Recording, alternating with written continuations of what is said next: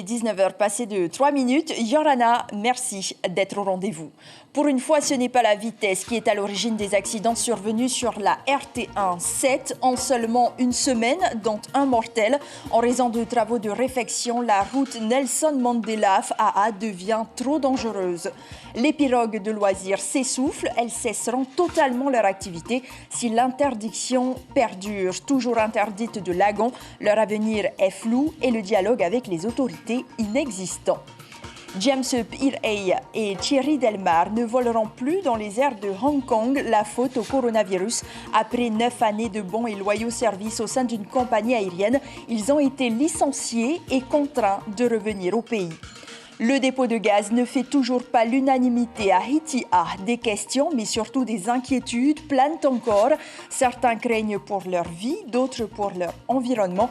Pas de dépôt s'il y a des risques, dit le porteur du projet, Albert Moux. Les basketteurs du Fénois devront apprendre à s'affronter à 3 joueurs seulement. Le match à 3 a fait son entrée dans l'histoire du basket polynésien. Une manière de favoriser les nouveaux clubs affiliés à la fédération tahitienne. Taimiri Hunter, la présidente de la commission sportive, nous donnera quelques explications en direct dans ce journal. Le Centre des métiers d'art expose de nouvelles œuvres, mais cette fois, ce n'est pas le savoir-faire des élèves qui est valorisé, mais celui des professeurs, avec pour seule et unique consigne surprendre le directeur de l'établissement. Elle est la cause de plusieurs accidents et depuis hier soir, du décès d'une jeune femme de 28 ans. La route Nelson Mandela AA fait l'objet depuis une semaine de travaux de réfection. Mais aujourd'hui déformée, la chaussée met la vie des conducteurs de 2 roues, notamment en grand danger. Les explications de Rowan Potorula Itemauri sur les images de Marcel Bonneau. C'est ici, au PK 4300, sur la route de ceinture entre la poste de Fa'a et la gendarmerie, qu'a eu lieu hier soir vers 19h l'accident mortel d'une jeune scooteriste de 29 ans. D'après les premiers témoins sur place, c'est l'état de la chaussée qui aurait provoqué la perte de contrôle du 2 roues. 2 témoins ont confirmé qu'elle voulait éviter. La dame, elle voulait éviter ça. Quelle la différence alors voilà. entre les 2 routes, hein, entre les 2 voies. La femme, elle a mal pris. Le choc, c'est vraiment violent. Le choc est vraiment violent. Pour la plupart des usagers, cette portion de route se révèle dangereuse au quotidien. Depuis que des travaux de rénovation ont été engagés, plusieurs accidents se sont enchaînés. C'est le 7e accident, hein, Samdam. Mais pourquoi? C'est parce que les scooters, ils doublent, ils essayent de doubler? Oui, madame, c'est ça, madame. Quand ils doublent, là, non, accident. Hein. La route, elle est carrément déformée, là. Et quand tu roules en scooter dessus, ben, tu n'as pas l'équilibre dessus, sur cette route. Hein. Ça glisse? Voilà, ça glisse pour rien. C'est pire si tu vas vite. Hein. Tu vas vite, tu dois partir sur le goudron. Et de nuit, c'est encore pire. Les signalisations pour travaux routiers ne sont pas visibles selon les riverains. L'éclairage est également faible, des facteurs qui contribuent à l'insécurité routière. Et le soir, il n'y a pas de lumière. Quand tu roules, ça fait peur. Ah, on ne voit pas, hein? Non, on ne voit pas, il n'y a pas de lumière là. Il faut toujours y parler pour revenir voir les choses là. La signalisation en place a été revérifiée par l'équipement hier au soir.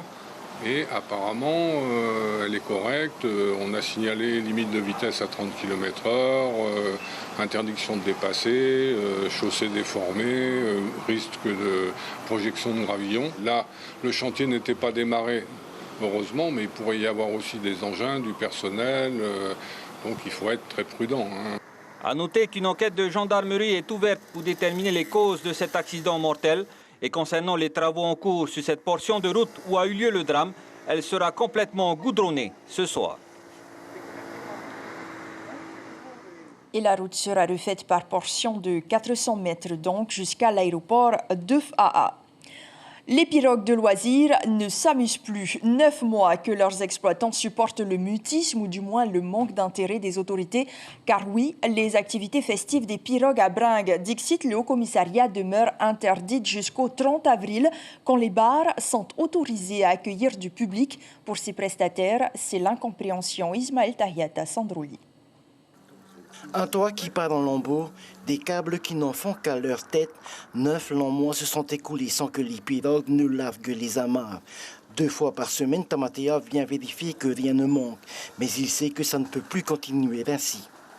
J'ai l'impression qu'on n'existe pas, quoi. On est justement dans l'arrêté du Auxerre, mais ils ne prennent aucune disposition, aucune mesure pour qu'on puisse reprendre notre activité. Les bars qui génèrent beaucoup plus de monde sont autorisés à ouvrir depuis octobre-novembre, alors que nous, on s'est tu, on a attendu justement qu'on veuille bien nous dire comment il faut faire, comment il faut reprendre, et pour l'instant, silence radio. Michael, lui aussi, est propriétaire. Avec Tamatea, ils ont décidé d'investir dans une nouvelle embarcation. Mais tout s'est arrêté avec la Covid. Aujourd'hui, ils n'attendent qu'une chose, l'autorisation de reprendre leur activité. On s'est prêt à faire comme les bars et tout, quoi. Mettre des tables de 6, respecter la distanciation, port du masque quand les gens se lèvent, pareil, quoi. Hein. Réduire peut-être aussi le nombre de passagers le nombre de passagers, ouais, peut-être, ouais. Je peux mettre 6 là, ouais, peut-être à 30 ou 40. Normalement, on est à 45. Si on peut nous mettre 30, 35, c'est déjà bien, quoi. 4 propriétaires occupent le quai de Veitupa. Chacun d'entre eux a reçu des aides financières de l'État. Elles leur ont été accordées au prorata de leur déclaration fiscale. Des aides qui, selon eux, pourront servir à d'autres organismes dans le besoin si leur droit d'exercer leur était restitué. À ce jour, de nombreuses réservations ont été annulées. À partir du 1er mai, le ciel polynésien sera ouvert justement à une partie de la population, à une population internationale. Donc je ne comprends pas pourquoi nous, on est toujours interdits. Parce que le virus est plus susceptible de venir de l'extérieur. Donc voilà. Il est déjà bien loin ce temps-là. Aujourd'hui, la croisière ne s'amuse plus. L'an prochain, les pirogues seront peut-être reléguées au rang de pièces de musée, si elles n'ont pas coulé d'ici là. Ils avaient encore une longue carrière dans les airs de la perle de l'Orient. Mais voilà, le coronavirus est apparu et les a fait atterrir à Tahiti. James Pirey et Thierry Delmar ont été pilotes 9 ans durant au sein de la compagnie Hong Kong Airlines. Licenciés il y a 1 an, ils tentent, comme tout chômeur, de se construire une nouvelle carrière. Rencontre signée Nicolas Suir et Patita Savia. Licenciés à cause de la crise du Covid, ils sont sans emploi depuis 1 an, depuis qu'ils sont présents sur le territoire. Ils ont vécu à Hong Kong 9 années et ont travaillé pour la compagnie nationale Hong Kong Airlines. C'est une ville qui est très sûre, qui est safe. On peut dormir tranquille lorsqu'on est en découché. Hong Kong, c'est un hub qui est sur l'Asie. Donc de Hong Kong, on peut aller au Japon, comme on peut aller à Bali, on peut aller au Vietnam. C'est tout dans un rayon de 4 heures, donc ça va, quoi. Et les billets sont vraiment pas chers pour voyager, quoi. La femme et la fille de James l'ont rejoint 2 ans seulement, après quoi leur fille a eu le mal du pays. Mais il dit ne pas avoir été trop perturbé par la distance avec sa famille. Par contre, Thierry, qui a eu le même parcours professionnel, a eu la chance d'avoir auprès de lui sa femme et leurs 2 fils. S'expatrier n'a pas pour autant été facile. On a vécu de très belles choses à Hong Kong. Et non, c'est parce qu'on a quand même beaucoup, on s'est séparés de la famille qui, pendant les 9 ans, pendant les grands événements, n'était pas là, les décès anniversaires, ça c'est très dur. Et oui, revenir dans son pays, c'est toujours gratifiant. Ça fait toujours du bien de revenir au Fénois. Mais c'est vrai que revenir sans rien, c'est dur. Même si le travail de son mari est très bien rémunéré, le coût de la vie à Hong Kong est très cher. Une fois arrivés à Tahiti, ils ont dû loger dans la maison familiale de Thierry. Et 1 an après leur retour, leurs économies ont fondu comme neige au soleil. James, sans emploi mais propriétaire d'une maison, vit sur le salaire de sa femme, secrétaire médicale. Et il n'a plus d'économie non plus. Si Hong Kong Airlines le rappelait, il y retournerait sans hésiter. On est parti en laissant la porte ouverte. Ils ont dit si jamais la compagnie reprend, ils seront prêts à nous reprendre. Thierry pense différemment. Il tente un concours pour intégrer l'administration territoriale. Pour lui, retenter l'aventure en Asie mérite réflexion. Le métier de pilote me passionne toujours énormément. Mais après, c'est une décision aussi à prendre, parce qu'il faut repartir avec tout le monde.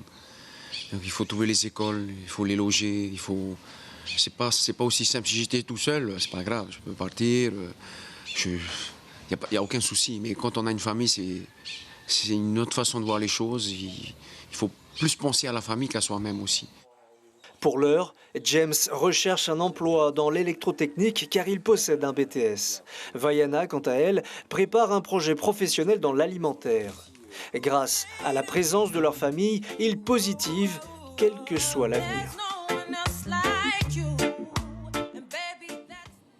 Et c'est en 2020 que la compagnie Hong Kong Airlines a procédé au licenciement de 400 de ses employés. Par ailleurs, 4 autres pilotes polynésiens ont également subi le même sort et ont eux aussi été contraints de revenir au Whenua. Le projet de dépôt de gaz fait encore des remous à Hitia'a et provoque une levée de boucliers de la part des habitants inquiets, partagés entre développement économique et risque pour l'environnement. Alors pour convaincre les plus réticents, Albert Moux sort la carte de la transparence. C'est ma manière de voir les choses, a-t-il déclaré, car le projet verra bien le jour et les travaux débutent l'an prochain. Rowan Potoru, Hayata Buluk et Mirko Vanfo. Nous voulons une garantie pour notre sécurité, que ce projet n'ait pas un impact néfaste sur notre district Hitia'a. Le projet de dépôt de gaz Manaito suscite, c'est sûr, des inquiétudes au sein de la population de Hitia'a, notamment sur les impacts environnementaux et de sécurité que cela pourrait engendrer. Pour Albert Moux, porteur du projet, les réticences sont légitimes, mais selon lui, les 4 milliards investis englobent tous ces paramètres importants. Ce n'est pas mon genre d'aller polluer un lagon de Hitia'a. Aujourd'hui, le lagon n'est pas propre. Là-bas, on a vu, il y a la terre et tout ça. Nous, jamais, ne compte pas sur moi, ok, d'aller faire des choses qui n'est pas possible, d'aller polluer l'environnement et tout. Pour certains, le projet en lui-même est source d'emploi, c'est sûr, pour la commune. Mais les distances de sécurité qu'imposera l'infrastructure posent problème, notamment sur les surfaces habitables pour les futures générations. C'est ce que j'ai peur, c'est que mes enfants plus tard ne puissent plus construire. Maintenant, si le maire me garantit que ce soit lui ou un autre maire plus tard, ils ne vont pas transformer notre servitude en zone industrielle, ok, il n'y a pas de souci. J'ai des enfants, les petits-enfants vont arriver, où ils vont aller s'installer? Mettez-vous bien dans la tête, ça a une valeur cette terre là-bas. Si vous voulez perdre vos argent, vos terres, c'est votre droit. Mais moi, je ne lâcherai jamais. C'est une bouffée d'oxygène et je pense qu'il est le seul partout dans le monde à investir 4 milliards quand même. 4 milliards. Et c'est un enfant du pays. Donc il envoie quoi? Donc il envoie du travail pour les gens qui n'ont pas. Vous n'avez pas peur pour vos terres? Mais non, parce qu'en fin de compte, il a acheté le terrain, donc dans les règles de l'art. À noter que l'enquête d'utilité publique est terminée depuis hier. Un délai de 3 mois a été accordé à la population pour donner son avis sur le projet. Après cela, les travaux devraient débuter l'année prochaine et durer 2 ans sur les 5 hectares prévus en face de la marina de Hitia'a. Pour rappel, le projet a déjà obtenu l'avis favorable de la municipalité. C'est un texte long de 7 pages qui devra convaincre les représentants de l'Assemblée nationale. Moetai Broderson veut faire modifier 2 articles de la loi Morin pour améliorer la prise en charge des victimes des essais nucléaires à travers une proposition de loi qui sera étudiée le 17 juin à l'Assemblée nationale. Avec lui, 12 autres élus. Pour le député polynésien, les familles des victimes devraient bénéficier de la même prise en charge que celle des pupilles de l'État. On l'écoute. Ce qu'on laisse derrière nous, là je parle des victimes qui décèdent, eh bien on laisse une femme, on laisse des enfants, et ils doivent vivre, ils doivent grandir, ils doivent s'éduquer. Et ça, dans la mesure où c'est quelque part l'État qui a causé le décès de la personne, je pense que c'est à l'État de prendre en charge, alors pas tout, mais une partie, au moins l'éducation des enfants. Enfin voilà, il y a un certain nombre de règles qui découlent du statut de pupille de la nation et qu'on pourrait peut-être transposer. Moetai Broderson souhaite aussi proposer la création d'une commission composée de députés et de sénateurs avec pour but la dépollution des sites militaires. Et du côté de Bora Bora, la finale du concours de Orero des écoles primaires s'est déroulée à distance. Covid oblige, les participants ont dû s'enregistrer en vidéo pour que le jury puisse noter leurs compétences et leurs capacités oratoires. Taya Hinanui est la meilleure et représentera donc son île à la grande finale qui se tiendra prochainement à Tahiti. Lucie Holman nous en dit plus au micro de Rosanna Meihuta. Il y avait une notation pour chaque domaine, comme par exemple le costume, comme par exemple la prestance, comme par exemple la mémorisation. Et tout cela, c'est sur 5, soit sur 5, soit sur 10. Et les membres du jury se sont très bien débrouillés par rapport à cela. Il y a eu bien sûr toute une explication au départ, mais voilà, le choix a été fait. Nous allons parler basket à présent. Un match se tient actuellement du côté de Feipi. Pour la première fois de son histoire, la fédération tahitienne intègre le basket à 3 dans le championnat de Polynésie, une discipline olympique très peu réputée en Polynésie, mais les clubs sont contraints de s'adapter. Taimiri Hunter, la présidente de la commission sportive de basket, est en direct avec nous. Taimiri Yorana, merci d'être là. Dites-nous, est-ce que ce sont les Jeux du Pacifique qui a encouragé la fédération tahitienne à intégrer les matchs à 3 dans le championnat? Alors oui et non, c'est une discipline qu'on connaissait plus ou moins déjà. C'est vrai que les Jeux du Pacifique nous ont aidés à intégrer le 3-3 dans notre championnat et notamment à faire que les clubs soient volontaires pour participer au 3-3 à présent. Alors comment est-ce que les clubs ont pris cette décision? Est-ce qu'ils ont réussi à s'adapter? Alors, comme tout nouveau projet, au début, c'est assez difficile de faire accepter. Mais ça s'est lancé. Aujourd'hui, ça se passe très bien et la plupart des clubs sont contents, notamment les joueurs, parce que c'est une discipline un peu plus fun et plus accessible. Et c'est d'ailleurs aussi une manière de favoriser les nouveaux clubs, peut-être. Oui, voilà, exactement. C'est vrai que pour les nouveaux clubs entrant dans ce championnat qui est aujourd'hui composé de 17 équipes masculines, c'est plus facile pour eux en 3-3 parce qu'ils arrivent à mieux rivaliser contre les équipes un peu plus fortes. Du coup, ils prennent plus de plaisir à jouer. Merci beaucoup, Taimiri Hunter, d'avoir répondu à nos questions en direct depuis Feipi. Et sachez que plusieurs rencontres se déroulent successivement. Ce soir, Excelsior affronte JT et Dragon se retrouvent face à Aroué. Ils sont 6 artistes locaux à vouloir rendre hommage à Bobby Holcomb. 30 ans aujourd'hui que le chanteur d'origine hawaïenne n'est plus, mais il revivra au travers du concert Tuiro. Vous le connaissez certainement puisque cela fait déjà 3 ans qu'il existe. Parmi les voix que vous retrouverez sur scène, Teiho Tetofa, il répond à Marcel Bono. Non seulement c'est un plaisir de partager de la musique, mais aussi un honneur de pouvoir rechanter, de représenter toutes les chansons de Bobby sur la plus grande scène de Tahiti.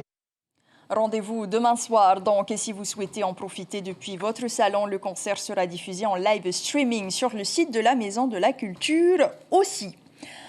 Et si les professeurs d'art avaient envie d'impressionner leurs élèves et leurs directeurs, je vous emmène au centre des métiers d'art, des hommes et des femmes, artistes avant tout qui ne s'enlisent pas. Une mise à l'épreuve symbolique aussi pour prouver à leurs élèves que la créativité les anime toujours et le résultat est étonnant. Brigitte Olivier, Heidi & Co.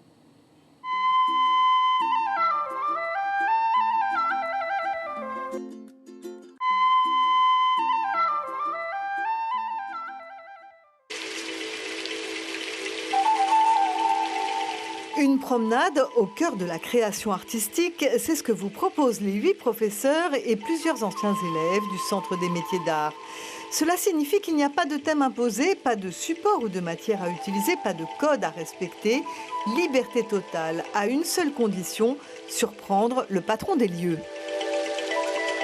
Ce que j'aimerais, c'est voir où sont leurs limites dans la créativité ou alors ce qui les a traversés, quelque chose ou une œuvre inédite à chaque fois. Est-ce que le contrat a été rempli? Vieri Taimana ne nous répondra pas, trop soucieux de la sensibilité de ces artistes qui sont aussi les professeurs de son école. Alors nous nous bornerons à dire que l'autre objectif de cette expo est atteint, le partage de la créativité. Quoi qu'il en soit, de jeunes profs se sont aventurés sans aucun doute sur des territoires qui n'étaient pas les leurs. Hihiro a abandonné la sculpture et nous fait découvrir des dizaines de nuances autour d'une œuvre au noir. Je privilégie des nouvelles techniques, j'essaye d'envoyer ces motifs que j'affectionne, les motifs société, exister autrement que par la sculpture et la gravure. Et Yataka, elle n'a pas résisté à sublimer de la nacre, sa matière fétiche, mais elle a présenté 3 œuvres taillées dans de la noix de coco, un travail de dentelière qui lui permet d'exprimer une autre dimension. J'adore ce côté tendre à travailler parce qu'elle est très tendre. Ça fait un peu bizarre comme ça. Ça contraste un peu avec moi, mais qui suis assez tranchante. Mais non, puis il faut une certaine dextérité et puis une légèreté dans la main et une de ces patiences. Mais le plus fascinant reste ce voyage dans le temps, entre un passé qui se conjugue au présent et un futur qui s'enracine dans le passé. Encore une particularité polynésienne qui transparaît dans l'art polynésien. Le patrimoine, l'art ancien, peut être envisagé d'une autre manière avec des outils d'aujourd'hui, avec une façon de nous représenter dans notre présent. Alors tentez cette expérience qui balayera vos certitudes. L'art est fait pour être dérangeant, émouvant, inspirant. Ici, c'est fait. À découvrir jusqu'au 30 avril. Donc, c'est la fin de ce journal. Je vous en rappelle l'information principale. La route Nelson Mandela est devenue dangereuse pour les conducteurs de 2 roues. 7 accidents ont eu lieu au même endroit et une jeune femme de 28 ans a perdu la vie la nuit dernière après que son scooter a glissé sur la chaussée, aujourd'hui déformée. La chaussée, justement, qui fait l'objet depuis une semaine de travaux de réfection qui se termine ce soir. Ambiance et détente assurée après ce journal avec votre émission musicale Veipehe. Le groupe Team Intervention animera votre nuit, puis une autre émission de divertissement vous est proposée, Rire contre le racisme. Merci de rester fidèle à votre chaîne publique. Prochaines informations demain matin en radio avec Axel Mézinel et Belinda Toumatariri. Portez-vous bien, très bon week-end et à demain. On se quitte en musique.